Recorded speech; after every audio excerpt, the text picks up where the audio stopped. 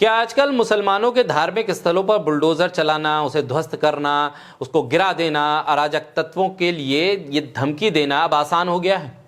क्या इस देश में अब मुसलमानों के त्योहार, नमाज, अजान और उनके तमाम धार्मिक मसलों में सरकार, पुलिस की बंदिशें, अड़चने और टांग अड़ाना लगातार जारी रखना आसान हो गया है? क्या इस देश में अब मुसलमानों को खुलेआम आर्थिक बहिष्कार, उनके नरसंहार तक की धमकी देना कानूनी तौर पर आसान बना दिया गया है?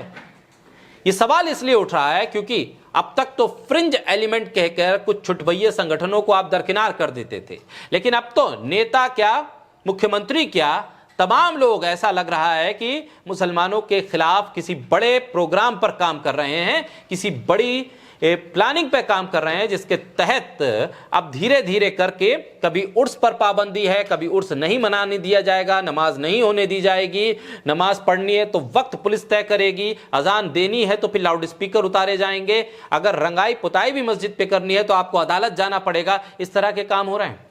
सिलसिला और आगे बढ़ा। संगीत सोम, जो अपने आप को हिंदुओं का बहुत बड़ा नेता मानते हैं पश्चिमी उत्तर प्रदेश में, वो आते हैं और कहते हैं कि कानून के खिलाफ, कानून के बजाय, अदालतों के बजाय सीधे चढ़ जाएंगे हम मस्जिदों के ऊपर और गिरा देंगे। काशी और मथुरा में मुसलमानों को धमकाते हिंदुओं को आतंकवाद की राह पर आगे ले जाने की बात संगीत सोम कर रहे हैं, लेकिन प्रशासन है कि मूक दर्शक बना हुआ है, उकसा रहे हैं, दंगे के लिए उकसा रहे हैं, हमला करने के लिए उकसा रहे हैं संगीत सोम, लेकिन पुलिस है खामोश है, उत्तर प्रदेश के मुख्यमंत्री खामोश हैं, मीडिया खामोश है, सत्ता खामोश है। अपराधियों की आवाजें इतनी बुलंद हो गई हैं कि उनको संविधान का डर है ही नहीं। तमाम हिंदुस्तान की बात करेंगे, लेकिन जिस तरह से संगीत सोम अपनी मांस निर्यात कंपनी पर नहीं बोलेंगे, इस सवाल पर इनका हिंदुत्व कहां चला जाता है?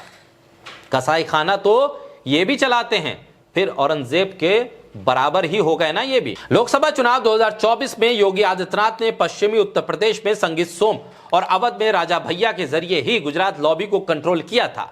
अब ये दोनों उग्र हिंदुत्व के रास्ते पर चल रहे हैं। संकेत साफ हैं कि योगी आदित्यनाथ ने 2027 का विधानसभा चुनाव इसी उग्र हिंदुत्व के मुद्दे पर लड़ने का इरादा बना लिया है। संगीत सोम ने क्या कहा? संगीत सोम ने कहा कि अब सही समय आ गया है कि औरंगजेब की निशानी मिटाई जाए।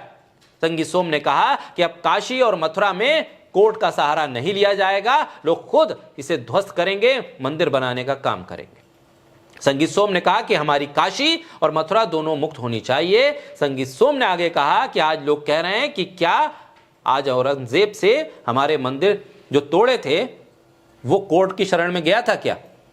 तो फिर आज भी लोग कोर्ट में क्यों जाएं? वहां जाने की जरूरत क्या है? मंदिर बनाने की जरूरत है। जैसे हमारे साथ हुआ था, आज लोग भी उसी तरह करने पर उतारू हैं। संगीत सोम मेरठ पे होली मिलन समारोह में शामिल होने आए थे। होली मिलन, और होली मिलन में लोगों को उकसा रहे थे हिंसा के लिए।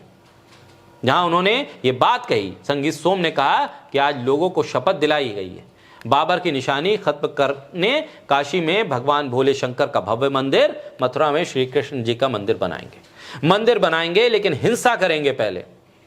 मंदिर बनाएंगे लेकिन पहले इस देश में रह रही सबसे बड़ी अल्पसंख्यक आबादी को डराएंगे, उनके धार्मिक स्थलों को गिराने की बात करेंगे। न कानून को मानेंगे, न संविधान को मानेंगे, न इंसानियत को मानेंगे। इस देश के भीतर न संविधान से कोई सरकार चलने की कोशिश कर रही है, और संविधान के दायरे में रहकर अगर सरकारें चलने की कोशिश करती तो संगीत सोम जैसे नेता होली मिलन समारोह में इस तरह के भड़काऊ बयान नहीं देते। बहरहाल देखना होगा कि संगीत सोम के इन बयानों पर कुछ एक्शन होता भी है, नहीं होता। क्या कोर्ट जो दिल्ली में है, जो लखनऊ में है, जो इलाहाबाद में है, कुछ सुनाई देगी उन्हें इन आवाज़ों की दस्तक? और फिर क्या इस पर कोई कार्रवाई हो पाएगी, या फिर 2027 की राह इसी तरह से आगे बढ़ती चली जाएगी?